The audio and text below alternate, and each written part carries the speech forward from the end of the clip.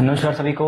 मैं मेरे साथ गुरविंदर जी, हम अभी इंस्टाग्राम रील्स स्क्रॉल कर रहे थे तो उसमें हमने देखा कि कल जो है वो नीट का जो एग्ज़ाम है उसका रिजल्ट भी आया। उसके लगभग 2 घंटे बाद ही पता लग गया कि जो वो नीट का एग्ज़ाम है वो लीक हुआ था। तो इस वजह नेशनल से वो लीक एग्जाम।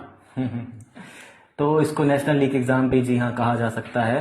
तो कैसे जो है वो इतनी बड़ी व्यवस्था जो है नेशनल टेस्ट एजेंसी नेट जो है वो फेल हो सकती है, कोलैप्स कर सकती है। एंड ये पहली बार एग्जाम कंडक्ट करवाने वाली एजेंसी नहीं है। अगर इसके हाथ में इतना बड़ा टेस्ट करवाने की भागदौड़ दी गई है तो ये बहुत ही चिंता का विषय है।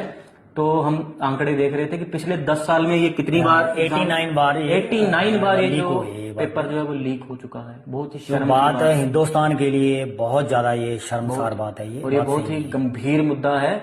इस टेस्ट के लिए बच्चे जो हैं वो ड्रॉप लेते हैं। जैसे मेरी बुआ की बेटी ने भी ड्रॉप लिया है ना, 2-2 साल का बच्चे ड्रॉप लेते हैं, अपना सेक्रीफाइस करते हैं, कॉम्प्रोमाइज करते हैं, डेली मतलब जो फंक्शन है उनको ड्रॉप करते हैं, शादियों को ड्रॉप करते हैं। फिर उसके बाद जाके अगर चीजें फेयर ना हो, हम उन बच्चों के साथ भाग रहे हैं। मतलब कि कुछ पैसे दे के चंद पैसों में लोग बिक जाते हैं। तो बहुत चिंता का विषय है ये।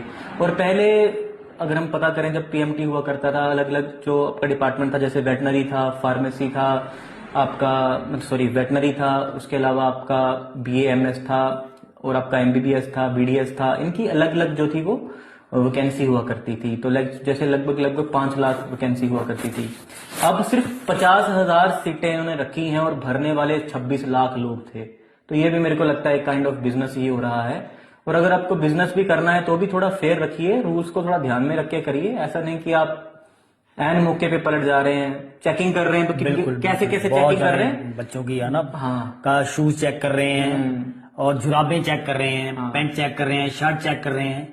तो ये किस लिए ये दिखावा कर रही है सरकार? मेरे साथ ये बात होनी नहीं चाहिए। इतना अच्छा एग्जाम होने के बाद में जीरो हो रहा है। जो बच्चे बिल्कुल 100% कर रहे हैं उनको बिल्कुल कुछ मिल नहीं रहा। तो उनका जो लायक बच्चे हैं बहुत ज्यादा मनोबल टूटा है उनका। यही बात बोलते हैं। इतना फंड कलेक्ट कर रहे हैं। अगर हम 1500 रुपए एवरेज फीस रखें तो 25 लाख 26 लाख लोगों में लगभग 400 करोड़ रुपए इन्होंने इकट्ठा किया। उसके बाद भी ये मैनेजमेंट सीबीआई को जांच दी है। हो सकता है वो भी पता नहीं किस तरह से चेकिंग करेंगे, कितना सरकार दोषी है। मैं तो यही बोलता हूँ दोषी सबसे है। ज्यादा दोष है सरकार का।